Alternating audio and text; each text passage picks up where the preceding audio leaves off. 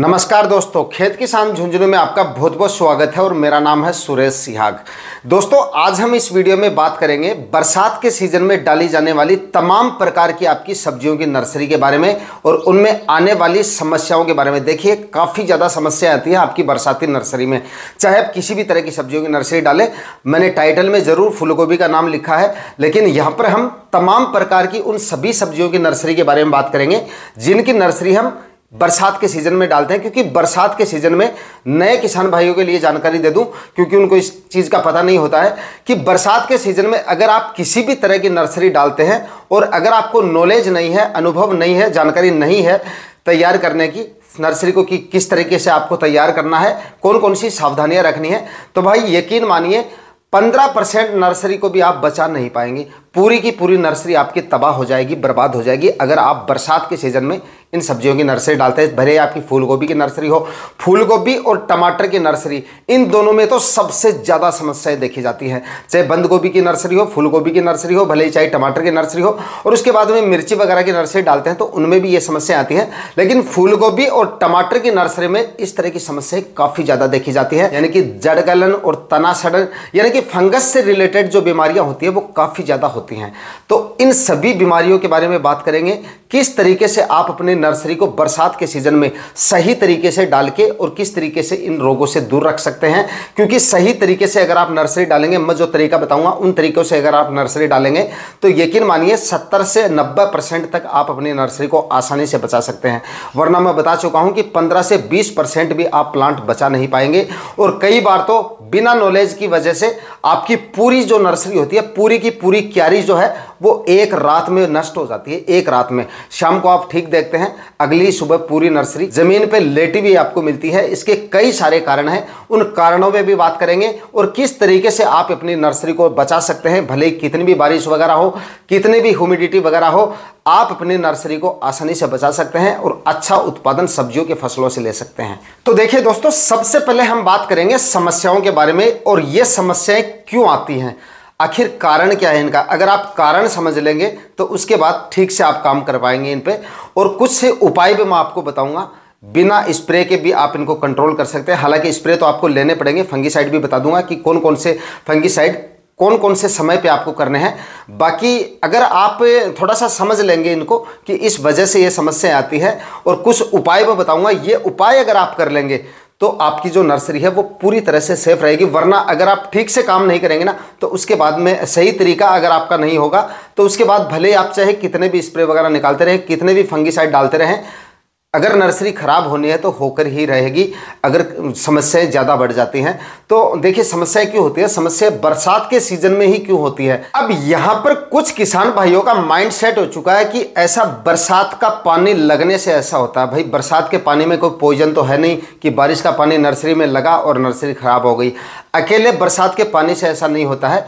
समस्याएं आती है बरसात होने के बाद में मॉइस्चर बढ़ने की वजह से, मतलब नमी हवा में इतनी ज़्यादा हो जाती है तो उस वजह से आपकी जो नर्सरी की जो प्लांट होते हैं ना वो काफ़ी ज़्यादा संकड़े होते हैं। मतलब आप एक क्यारी में जहाँ पे 2 थैलियाँ आपको डालनी है, 20 ग्राम बीज डालना है, वहाँ पर 3-4 पैकेट बीज के आप डाल देते हो। मतलब प्लांट की संख्या ज़्यादा होगी तो उसमें हवा और प्रकाश ठीक से पास नहीं होगा और ऊपर से मौसम में नमी भी काफ़ी ज़्यादा हो जाती है, मतलब ह्यूमिडिटी काफ़ी ज़्यादा हो जाती है और लगातार बारिश वगैरह होती रहती है। धूप वगैरह निकलती नहीं है, बारिश भी होती है, धूप भी नहीं निकलती है, हवा भी बंद रहती है और मॉइस्चर इतना ज़्यादा बढ़ जाता है और आपके प्लांट इतने ज़्यादा है कि अंदर थोड़ी बहुत हवा चल भी रही है तो अंदर पास नहीं हो रही है और ऊपर से आपने तिरपाल डाल रखा है। तो ये सारे फैक्टर मिलके काम करते हैं फंगस को पैदा करने के लिए। और एक बार जब नर्सरी में फंगस का अटैक हो जाता है, शुरुआत में 1-2 प्लांट में होगा और वहाँ पे आप देख लेना, वहाँ पर ज़्यादा होगा जहाँ पर प्लांट्स की संख्या काफ़ी ज़्यादा है, वहाँ पर ये ज़्यादा तेज़ी से फैलता है। और एक बार फैल जाता है तो धूप वगैरह तो निकलती नहीं है, हवा भी नहीं चलती है, ऊपर से आपने तिरपाल डाल रखा है और मॉइस्चर लगातार बढ़ता रहता है। तो एक बार अटैक हो जाता है तो कुछ ही घंटे में आपकी पूरी नर्सरी जो है वो चौपट हो जाती है। उपाय क्या करने चाहिए, उपाय क्या करने चाहिए, सबसे पहले तो आप जो बीज डाल रहे हो क्यारी में तो उसमें आपके जो प्लांट है वो ज़्यादा सकड़े नहीं होने चाहिए। मतलब प्लांट्स में थोड़ी सा स्पेस जो आपकी नर्सरी में वो होना चाहिए, हवा और प्रकाश आसानी से पास होना चाहिए। हवा जितनी ज़्यादा पास होगी नर्सरी में, उसके बाद में मॉइस्चर चाहे कितना भी क्यों ना हो, आपकी फंगस को जन्म लेने में समय लगेगा, नर्सरी को ख़त्म होने में भी समय लगेगा। आपको समय मिल जाएगा स्प्रे वगैरह निकालने के लिए और कुछ उपाय करने के लिए, वरना प्लांट की संख्या जितनी ज़्यादा होगी खतरा उतना ही ज़्यादा रहेगा।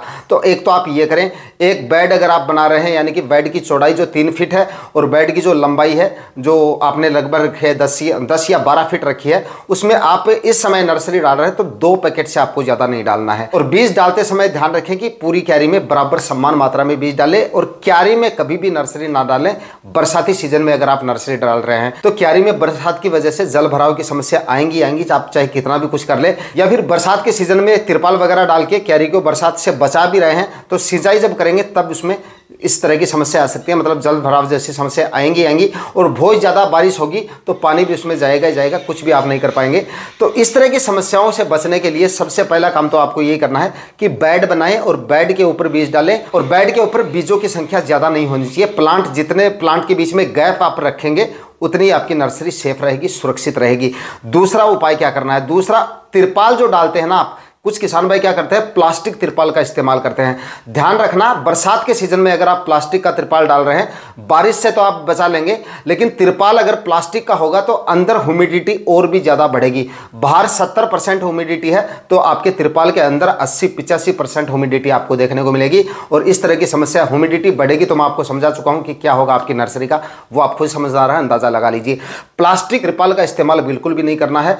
प्लास्टिक तिरपाल आपको उसी समय डालना है जब बहुत तेज बारिश होने वाली हो या बारिश आ रही है, तिरपाल डाल दीजिए, बारिश बंद होगी तिरपाल को वापस तुरंत हटा देना है। अब कुछ किसान भाई बारिश के सीजन में क्या करते हैं, परमानेंट तिरपाल डाल देते हैं। 3-4 दिन तक लगातार बारिश होनी है, परमानेंट तिरपाल डाल दिया, और 3-4 दिन में जब तिरपाल हटा के देखते हैं या नर्सरी में प्रवेश करके देखते हैं, अगले दिन पूरी नर्सरी खराब मिलती है आपको। तो ऐसा आपको नहीं करना है। प्लास्टिक तिरपाल का इस्तेमाल उसी समय करना है जब बारिश वगैरह हो रही है। धूप से बचाने के लिए सूती कपड़े का इस्तेमाल करें, और जब लगातार बारिश का सीजन बना रहता है, मतलब 3-4 दिन तक लगातार बारिश हो रही है, ऐसा मौसम बन जाता है जब धूप वगैरह नहीं निकलती है, तो दिन में अपनी नर्सरी को जब बारिश नहीं हो रही है खोल के रखें, ताकि जब थोड़ी बहुत धूप निकले तो वो धूप भी लगे, और दिन में हवा वगैरह चले तो हवा उसमें से पास होती रहेगी। हवा जितनी ज़्यादा पास होगी फंगस उतनी ही आपकी नर्सरी से दूर रहेगी। ये आपको सावधानियां रखनी है, मतलब ये कार्य आपको करने हैं। अब बात करते हैं नर्सरी डालते समय आपको क्या क्या करना है। तो बेड बना के आपको नर्सरी डालनी है, मैंने आपको बता दिया। समान मात्रा में बीज डालना है, और बीज आपको कम डालना, मतलब प्लांट आपके ज़्यादा नहीं होने चाहिए। दूसरा, लगभग 20 ग्राम फंगीसाइड आपको ज़रूर ऐड करना है जब आप मिट्टी के अंदर मिक्स कर देना है जब आप नर्सरी डाल रहे हैं। कौन सा फंगीसाइड, कार्बनडाजिम और मैनकोजेब 12 और 63% वाला। सिर्फ कंटेंट बता रहा हूँ, कंपनी का नाम नहीं बता रहा हूँ, आप अपने हिसाब से ले लीजिए। ये आप डालें, और उसके बाद में मतलब 7-8 दिन के अंतराल से फंगीसाइड के स्प्रे आप निकालते रहें। फंगीसाइड से आपकी नर्सरी बिल्कुल भी कमज़ोर नहीं होती है। कुछ किसान भाई ऐसा सोचते हैं कि ज़्यादा मतलब जहर का इस्तेमाल होता है, मतलब जहर नहीं होता आपका फंगीसाइड जो होता है। आराम से आप 4-5 दिन के अंतराल से स्प्रे, इस तरह का मौसम जब होता है तब आपको निकालने हैं, अदरवाइज़ नहीं निकालने हैं। जब इस तरह का मौसम बन जाए, बारिश वगैरह लगातार हो रही है, ह्यूमिडिटी काफ़ी ज़्यादा बढ़ जाती है, तो आपको इंतज़ार नहीं करना है रोग का। जैसे ही ह्यूमिडिटी बढ़े तुरंत प्रभाव से आप स्प्रे निकाल दें। स्प्रे में क्या लेना है, स्प्रे में लेना है कार्बनडाजिम 50% वाला, एक ही आप ये निकाल दें। दूसरा कार्बनडाजिम और मैनकोजेब वाला 12 और 63% का, वो आप निकाल दें। बदल बदल कर 1-2 स्प्रे आप ये निकाल दें। साथ में कासुगाइमासिन 3% SL फॉर्म में आता है, 25 ml प्रति 15 लीटर स्प्रे टैंक के हिसाब से आप 1-2 स्प्रे इसके भी निकाल दें। तो इनसे आपकी नर्सरी में इस तरह की समस्या आपको देखने को नहीं मिलेगी। और थोड़ा बहुत अगर फंगस का प्रकोप दिखे आपको कि होने वाला है, तब आप इसमें कॉपर ऑक्सीक्लोराइड 50% वाले फंगीसाइड का इस्तेमाल कर सकते हैं। यह आपको तब करना है जब इस तरह की समस्या आपको दिखे कि फंगस का अटैक हो रहा है, अब और कोई उपाय नहीं है, निकालना ही है, तब आपको ये निकालना है। वरना कार्बनडाजिम और मैनकोजेब ये फंगीसाइड बेस्ट है नर्सरी के लिए। और जहां तक कोशिश हो वहां तक बरसात का पानी आपकी नर्सरी में नहीं जाना चाहिए, ना तो लगना चाहिए और ना ही अंदर जाना चाहिए क्यारी के अंदर। और अगर ऐसा हो भी जाता है, बरसात का पानी चला भी जाता है, तो ऐसी व्यवस्थाएं होनी चाहिए कि क्यारी या बेड के अंदर पानी जो है वो ठहरना नहीं चाहिए, बिल्कुल भी नहीं ठहरना चाहिए। ऐसी जगह पर आपको नर्सरी तैयार करनी है, खेत के उस हिस्से में नर्सरी तैयार करें जो ऊंचाई में हो, वहाँ पे आपको इस तरह की समस्या देखने को नहीं मिलेगी। मतलब बरसात का पानी का ठहराव जब हो जाएगा तब भी आपकी नर्सरी जो है वो खराब हो सकती है। बरसात के पानी से आपको अपनी नर्सरी को बिल्कुल बचाना है। और हाँ, जब बारिश हो जाए और इस तरह की समस्या अगर आप भी जाती हैं, बरसात का पानी अगर लग भी जाता है, तो तुरंत आप अपनी स्प्रे मशीन उठाएं और उसमें ट्यूबवेल का पानी डालें और सिर्फ अकेले पानी का उसमें एक स्प्रे निकाल दें, मतलब अपने ट्यूबवेल के पानी से उसको नहला दें, ताकि बरसात के पानी का असर खत्म हो जाएगा। उसके बाद आपको क्या करना है, तुरंत प्रभाव से बारिश रुकने के बाद में तिरपाल को पूरी तरह से हटा दें और हवा उसके अंदर पास होने दें। और उसके बाद में तुरंत आप जो है उसमें एक फंगीसाइड का स्प्रे भी निकाल सकते हैं। भले ही आपने 4 दिन पहले ही निकाला है, बारिश होने के बाद में, रुकने के बाद में फंगीसाइड का आपको स्प्रे निकालना है।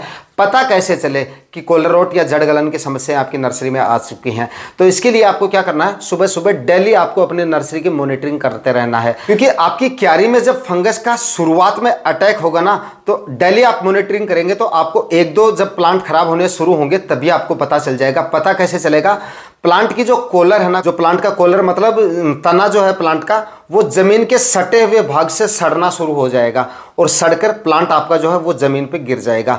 तो आप समझ जाइए कि आपकी नर्सरी में फंगस का अटैक हो चुका है, तुरंत आप फंगीसाइड का स्प्रे निकालें। इस तरह से आप अपनी टमाटर और फूलगोभी की नर्सरी में इस तरह की समस्याएं ज़्यादा आपको देखने को मिलेगी, सबसे ज़्यादा देखने को मिलेगी। सबसे ज़्यादा फूलगोभी और बंद गोभी में मिलेगी, उसके बाद में टमाटर की नर्सरी में मिलेगी। बाकी अगर ज़्यादा नमी और ज़्यादा बारिश वगैरह होती है तो उसके बाद में सभी तरह की नर्सरियों में इस तरह की समस्या आपको देखने को मिल सकती है। बताए गए उपाय करके आप अपनी सभी तरह की सब्जियों की नर्सरी को बरसात के सीजन में बचा सकते हैं, ज़्यादा से ज़्यादा प्लांट बचा सकते हैं, बीज का नुकसान होने से बचा सकते हैं, समय बचा सकते हैं, ज़्यादा से ज़्यादा प्लांट आप सेव कर सकते हैं। आज के वीडियो में इतना ही। वीडियो अगर इंफॉर्मेटिव रहा तो वीडियो को लाइक शेयर करके चैनल को सब्सक्राइब जरूर कर लीजिएगा। मिलते हैं किसी और वीडियो में नए टॉपिक के साथ, तब तक के लिए जय हिंद, वंदे मातरम।